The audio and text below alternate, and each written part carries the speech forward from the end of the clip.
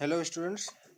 तो last class में हमने इंटीग्रेशन में हमने सब्स्टिट्यूशन मेथड देखा था कि इसमें हमने डिफरेंट डिफरेंट अप्रोचेस से हमने क्वेश्चन सॉल्व किया था।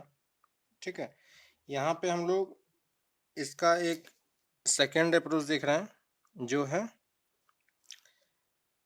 ट्रिगोनोमेट्रिक आइडेंटिटी, है ना। तो इंटीग्रेशन में हम ट्रिगोनोमेट्रिक आइडेंटिटी भी यूज कर सकते हैं।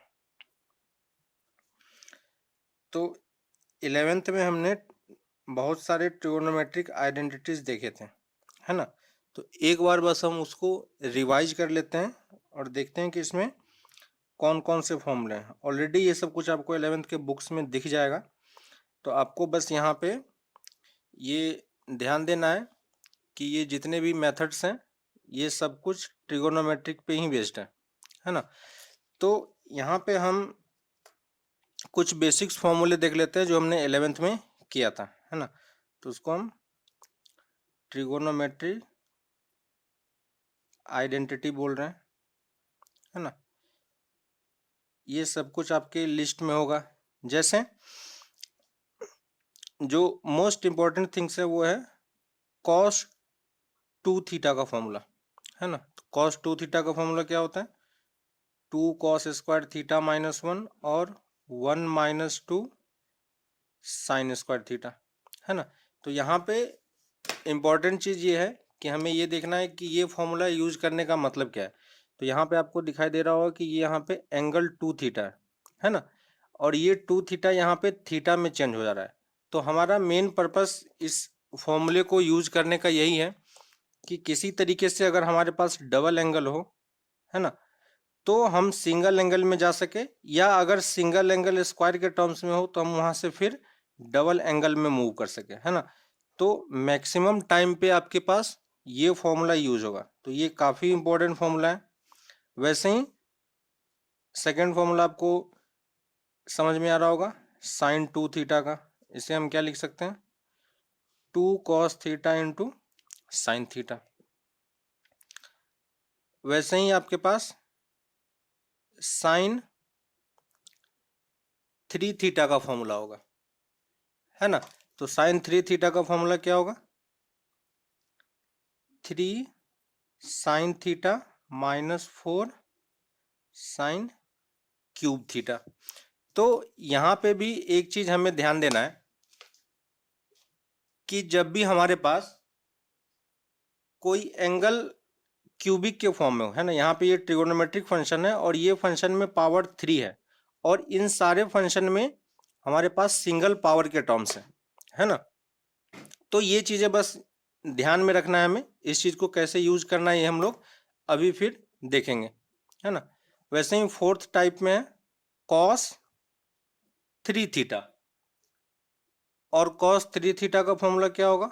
4 cos cube theta -3 cos theta. यहाँ भी सेम अप्रोच है। ये जो क्यूब वाला पार्ट है, ये क्यूब वाला पार्ट, ये देखो इस दोनों पार्ट में पावर 1 में रिड्यूस हो रहा है। यहाँ पे एंगल अलग है लेकिन ये पावर 1 में रिड्यूस हो रहा है ना। तो हमें ये पावर थोड़ा सा ध्यान रखना है, ठीक है। वैसे ही हमारे पास एंगल्स के फॉर्मूले होते हैं, है ना। इसमें 10 वाले जो फॉर्मूले होते हैं वो 10 वाला फॉर्मूला उतना यूजफुल नहीं होता। क्यों क्यों नहीं होता? क्योंकि वहां पे आपको दिख रहा होगा कि वो चीज डिवीजन के टर्म में आता है ना। तो अगर हम tan 2 थीटा का फॉर्मूला देखें तो ये कितना होगा? 2 tan theta upon 1 minus tan square theta, है ना। तो यहाँ पे ये टर्म डिवीजन के टर्म में जा रहा है, तो हम इंटीग्रेशन में डिवीजन में जाना नहीं चाहते हैं, है ना। हम ट्राई करेंगे कि डिवीजन से हम किसी तरीके से इस वाले फॉर्मेट में कन्वर्ट हो जाए, लेकिन हम कभी भी इस वाले इस तरफ से इस तरफ जाने का ट्राई नहीं करेंगे, है ना। क्योंकि ये इस टाइप का इंटीग्रेशन हमें इजीली सॉल्व कर लेते हैं, है ना। और ये डिवीजन वाला फॉर्मेट है, तो इंटीग्रेशन में स्टार्टिंग में हमने किया था कि डिवीजन में ही हमें प्रॉब्लम होती है ना। तो इसलिए हम इस वाले पार्ट में कन्वर्ट नहीं करते हैं। तो इसी तरीके से tan 2 थीटा और tan 3 थीटा ज़्यादा यूजफुल नहीं रहता है यहाँ पे, है ना। बाकी साइन और कॉस के डबल एंगल और ट्रिपल एंगल वाली चीज़ हम यहाँ पे इजिली यूज कर लेते हैं। ठीक है, नेक्स्ट है हमारे पास ये वाला फॉर्मूला, काफी यूजफुल होगा हमारे लिए, 2 cos x into cos y। ठीक है, तो 2 cos x into cos y को हम क्या लिख पाएंगे, cos x plus y plus cos x minus y, है ना। तो ये फॉर्मूला भी हमारे लिए काफ़ी इंपॉर्टेंट है, क्योंकि यहाँ पे हमें दिखाई दे रहा है, फिर से देखो कि हमारे पास इंटीग्रेशन में प्रॉब्लम किस वाले पार्ट में थी। तो इंटीग्रेशन में मैक्सिमम टाइम पे प्रॉब्लम हमारे पास प्रोडक्ट फॉर्मेट में होता है और डिवीजन वाले फॉर्मेट में होता है ना। तो ये दो बेसिक टाइप के फंक्शन होते हैं जहाँ पे हमें इंटीग्रेशन में दिक्कत होती है। यहाँ पे देखो ये प्रोडक्ट वाला फॉर्मेट है, और ये प्रोडक्ट वाला फॉर्मेट किस फॉर्मेट में जा रहा है, दो नंबर के दो ट्रिगोनोमेट्रिक फंक्शन के एडिशन के टर्म में। तो ये फॉर्मूला हमारे लिए यूजफुल हो जाएगा, है ना। तो ये चीज हमें ध्यान रखना है कि ये वाला फॉर्मूला काफी यूजफुल है और ये मैक्सिमम टाइम पे ये चीजें यूज होती है। वैसे ही हमारे पास 2 sin x sin y का टर्म होगा, इसी का और पार्ट हम लिख सकते हैं 2 cos x sin y का टर्म होगा और 2 sin x cos y का टर्म होगा, है ना। तो ये चार टाइप के फॉर्मूले हैं और ये चारों प्रोडक्ट से किस में जा रहा है, यहाँ पे आपको दिखाई दे रहा होगा कि ये सारे टर्म्स प्रोडक्ट से डायरेक्टली एडिशन या सब्ट्रैक्शन के फॉर्म में जाता है। जैसे हम अगर इसको लिखेंगे तो यहाँ से हमें क्या मिल जाएगा, 2 sin x into sine y cos x plus y minus times cos x minus y, है ना। और यहाँ पे एक माइनस टाइम्स जनरेट होगा। ठीक है, तो इसमें आप प्लस माइनस का ध्यान रखना कि इसमें प्लस माइनस कहाँ पे यूज हो रहा है। वैसे ही दूसरा हमारे पास है, नेक्स्ट है 2 cos x into sine y. तो 2 cos x into sine y को हम क्या लिख पाएंगे, sine x plus y minus sine x minus Y.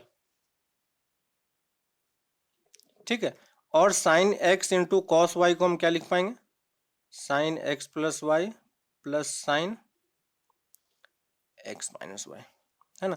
तो बेसिक अप्रोच इस टाइप के क्वेश्चन का करने का यही है कि हम यहाँ से प्रोडक्ट से एडिशन या सब्ट्रैक्शन के फॉर्मेट में जा रहे हैं, है ना। इसको करने का एम ये है कि हम स्क्वायर वाले पावर से, है ना, इस वाले पार्ट का मतलब ये है कि यहाँ हम कहाँ से कहाँ मूव कर रहे हैं, from higher power to lower power. ठीक है, और यहाँ लोअर पावर से मतलब कितना है, 1 के पावर में हम जा रहे हैं। तो हमारा बेसिक अप्रोच यही होगा कि हम किसी तरीके से सिंगल पावर में और 1 के पावर में जाने का ट्राई करें, है ना। और ये सारा किस में मूव हो रहा है, प्रोडक्ट से एडिशन और सब्ट्रैक्शन में, है ना। तो ये दो चीजें यही हमने लास्ट क्लास में सब्स्टिट्यूशन वाले मेथड में भी देखा था कि हमें ऐसे अप्रोच ट्राई करने होते हैं जहां से हम प्रोडक्ट और डिवीजन को किसी भी तरीके से एडिशन या सब्ट्रैक्शन के फॉर्म में कन्वर्ट कर पाए। जितने अच्छे तरीके से या जितने जल्दी तरीके से आप कन्वर्ट कर पाओगे उतना जल्दी क्वेश्चन आपका सॉल्व होगा। ठीक है, तो नेक्स्ट अब हम एग्जाम्पल के थ्रू समझते हैं कि इन सारे इंटीग्रेशन के क्वेश्चन को हम ये अप्रोच से किस तरीके से सॉल्व कर सकते हैं। आगे जैसे जैसे हम बढ़ते जाएंगे तो ये सारे क्वेश्चंस आपको और इजी लगेगा और डिफरेंट डिफरेंट मेथड्स भी हमारे पास मिलते जाएंगे। ठीक है, तो जैसे हम फर्स्ट एग्जांपल लेते हैं, मान लेते हैं कि हमें इंटीग्रेशन कॉस स्क्वायर थीटा का करना है और ये डी थीटा के टर्म में। तो हमें यहाँ पे ध्यान देना है कि हमने यहाँ पे वेरिएबल थीटा लिया है और ये डी थीटा के टर्म में हम लोग कर रहे हैं, है ना। पहले यहाँ पे एक्स होता था तो ये डी एक्स होता था, यहाँ पे हमने थीटा लिया है तो ये भी डी थीटा होगा। ठीक है, तो अब अगर हमें ये क्वेश्चन करना है तो इसको हम कैसे अप्रोच करें। तो हमारे पास अगर आपको ध्यान हो तो हमें इंटीग्रेशन ऑफ कॉस थीटा पता होता है ना, इंटीग्रेशन ऑफ साइन थीटा पता होता है, हमें इसकी पावर 1 में अगर पावर हो तो हम इसकी वैल्यू लिख पाएंगे। कॉस थीटा का इंटीग्रेशन कितना हो जाएगा, साइन थीटा प्लस सी, और साइन थीटा का minus cos theta plus C, है ना। लेकिन यहाँ पे पावर स्क्वायर है ना, तो हमें 1 से ज्यादा स्क्वायर पावर का कोई भी फॉर्मूला हमारे लिस्ट में नहीं था, है ना। आपको ध्यान होगा जो हमने लिस्ट प्रिपेयर किया था और लास्ट क्लास में हमने कुछ और फॉर्मूले भी ऐड किए थे, टेन कॉट कॉसेक सेक का फॉर्मूला, तो वो भी हमें उस लिस्ट में ऐड करना है, ठीक है।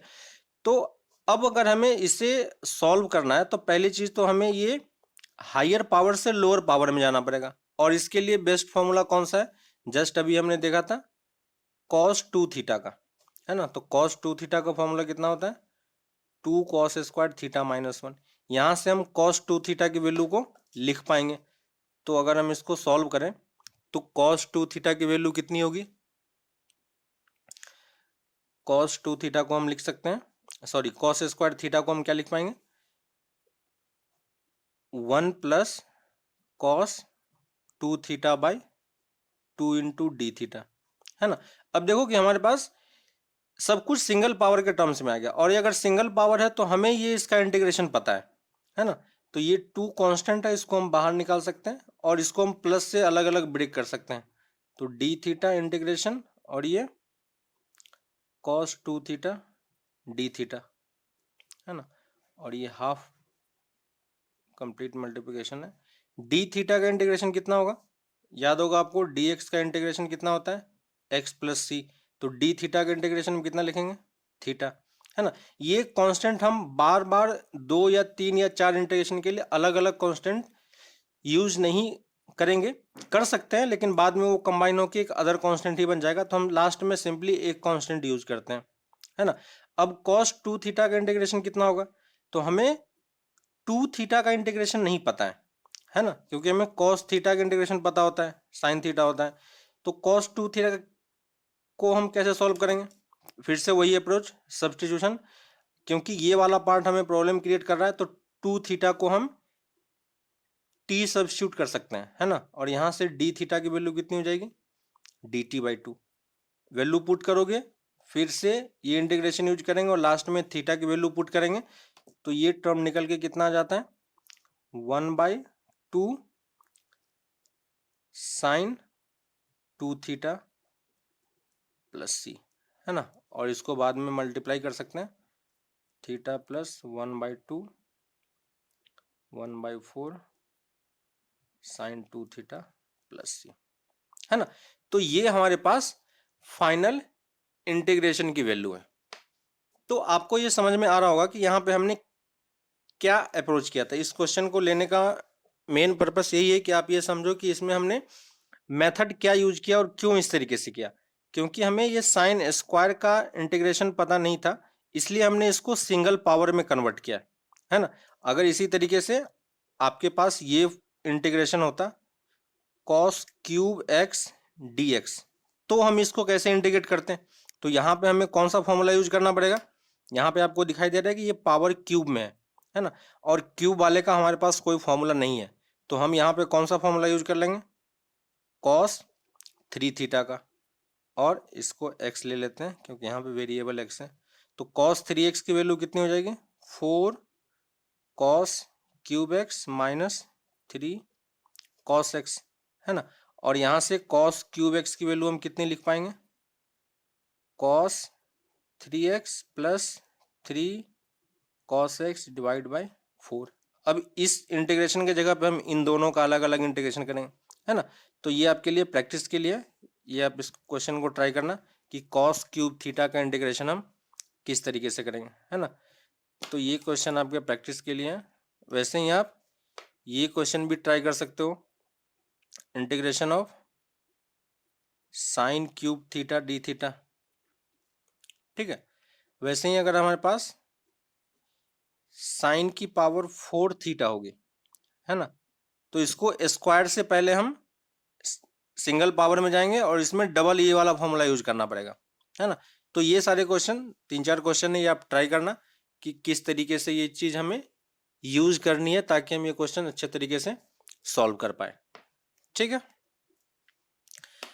तो एक और एग्जांपल हम देखते हैं। तो ये हमने अभी जस्ट जो भी हमने प्रीवियस ये आइडेंटिटी लिखी थी दो टाइप का, एक हायर पावर से लोअर पावर वाला और एक हमने प्रोडक्ट से एडिशन वाला। तो ये हमने हायर पावर से लोअर पावर में गए। अब एक एग्जांपल देखते हैं जहां पे हम प्रोडक्ट वाले से एडिशन या सब्ट्रैक्शन में मूव कर सकें। ठीक है, तो मान लो कि हमारे पास दो फंक्शन है, sine x into cos twice x d x, है ना। तो इस फंक्शन को किस तरीके से इंटीग्रेट करेंगे? तो यहां पे हमें दिखाई दे रहा है कि ये मल्टीप्लिकेशन के टर्म में है ना।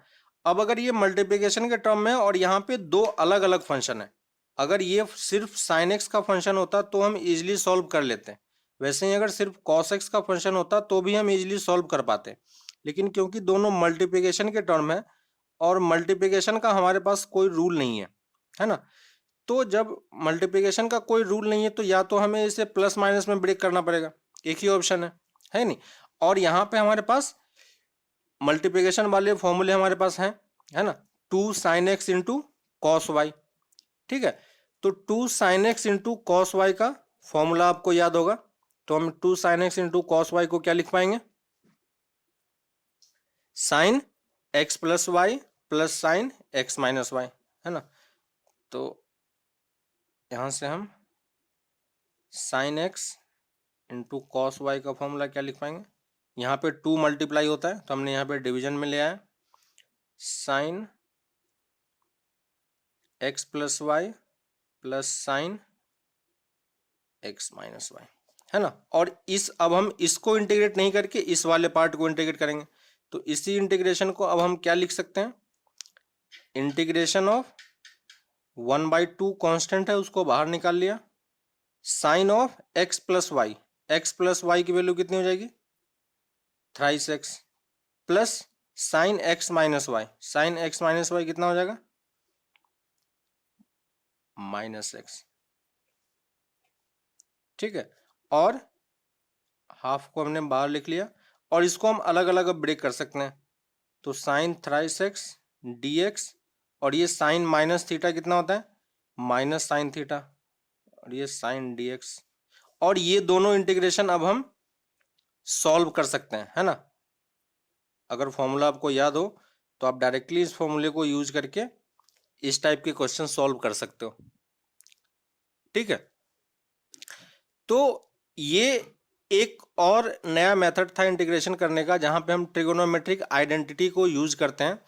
मैक्सिमम टाइम पे जब भी टर्म्स हमारे पास प्रोडक्ट के फॉर्म में हो तो हम ट्रिगोनोमेट्रिक आइडेंटिटी यूज कर लेते हैं, है ना, क्योंकि उससे काफी फायदा होता है हमें और क्वेश्चन प्लस माइनस में ब्रेक हो जाता है। दो अलग अलग फंक्शन के एडिशन या सब्ट्रैक्शन में ब्रेक हो जाता है तो क्वेश्चन करना काफी इजी रहता है ना।